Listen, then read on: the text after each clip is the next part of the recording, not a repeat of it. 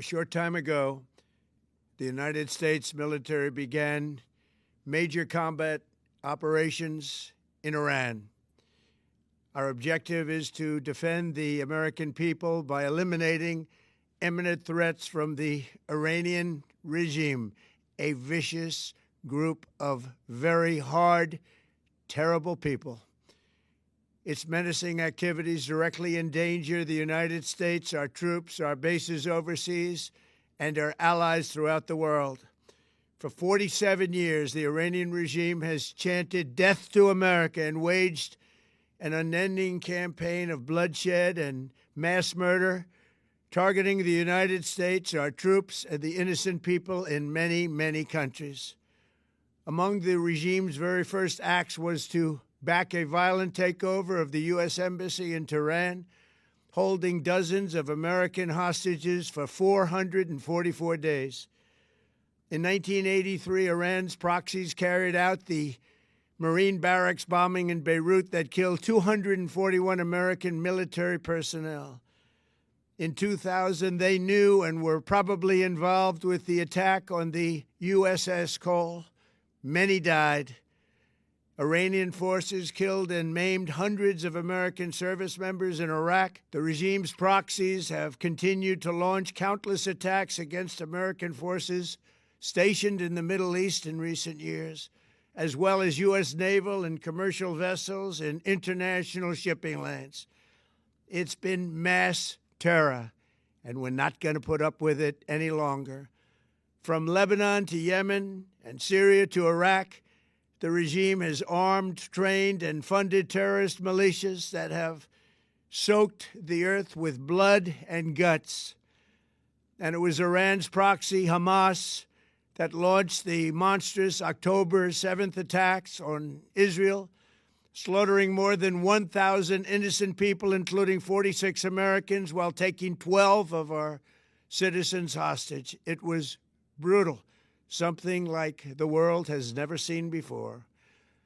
Iran is the world's #1 state sponsor of terror and just recently killed tens of thousands of its own citizens on the street as they protested. It has always been the policy of the United States, in particular my administration, that this terrorist regime can never have a nuclear weapon. I'll say it again, they can never have a nuclear weapon. That is why in Operation Midnight Hammer last June, we obliterated the regime's nuclear program at Fordow, Natanz, and Isfahan. After that attack, we warned them never to resume their malicious pursuit of nuclear weapons, and we sought repeatedly to make a deal. We tried. They wanted to do it. They didn't want to do it. Again, they wanted to do it. They didn't want to do it. They didn't know what was happening. They just wanted to practice evil. But Iran refused, just as it has for decades and decades. They've rejected every opportunity to renounce their nuclear ambitions, and we can't take it anymore. Instead, they attempted to rebuild their nuclear program and to continue developing long-range missiles that can now threaten our very good friends and allies in Europe, our troops stationed overseas, and could soon reach the American homeland. Just imagine how emboldened this regime would be if they ever had and actually were armed with nuclear weapons as a means to deliver their message. For these reasons, the United States military is undertaking a massive and ongoing operation to prevent this very wicked, radical dictatorship from threatening America and our core national security interests. We are going to destroy their missiles and raise their missile industry to the ground. It will be totally, again, obliterated. We're going to annihilate their Navy. We're going to ensure that the region's terrorist proxies can no longer destabilize the region or the world and attack our forces and no longer use their IEDs or roadside bombs, as they are sometimes called, to so gravely wound and kill thousands and thousands of people, including many Americans. and we will ensure that Iran does not obtain a nuclear weapon. It's a very simple message. They will never have a nuclear weapon. This regime will soon learn that no one should challenge the strength and might of the United States Armed Forces. I built and rebuilt our military in my first administration, and there is no military on earth even close to its power, strength, or sophistication.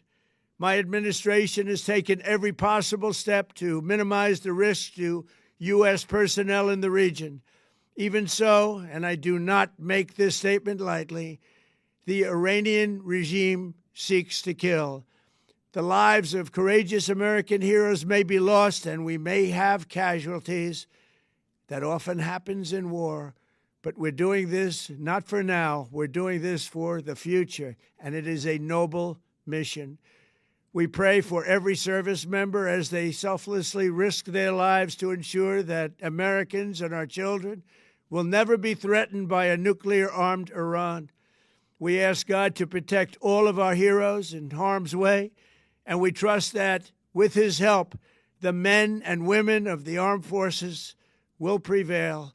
We have the greatest in the world, and they will prevail. To the members of the Islamic Revolutionary Guard, the armed forces, and all of the police, I say tonight that you must lay down your weapons and have complete immunity, or, in the alternative, face certain death. So, lay down your arms.